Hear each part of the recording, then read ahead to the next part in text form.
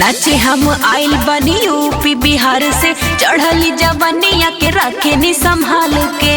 आई हो दादा सुधार जा। नाचे हम आइल बनी यूपी बिहार से, चढ़ली जवनिया के रखे नी संभाल के। कमर में हमरा कवनो दीवाना न साटी, कमर में हमरा कवनो दीवाना न साटी। आज खोलब तो हर चोली, बच के रहिए। हाँ? आज खोलब तो हर चोली, लागी सूरतगंज में बोल। अच्छा आज खोलब तो हर चोली, लागी रानीगंज में बोली। ठीक है बा।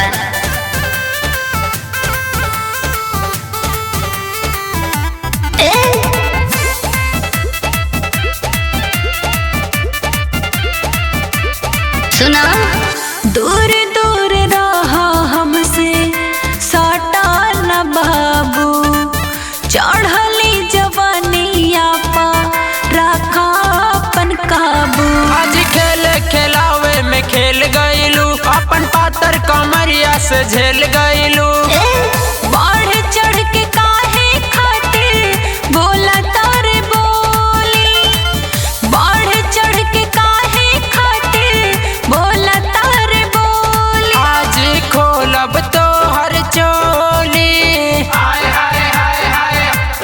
आज खोलब तो हर चोली, लागी सूरतगंज में बोली। आज खोलब तो हर चोली, लागी रानीगंज में बोली। सूरतगंज में बोली।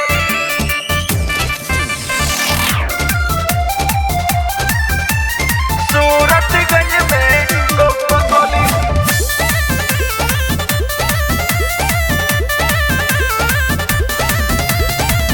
हमारा से बना नहीं बाबू रंग बाज हो, सबका नजरिया में आड़ल बानी आज हो। आज सूरज शिवम छेक दी, युजिका के तो तोहरा के फेंक दी।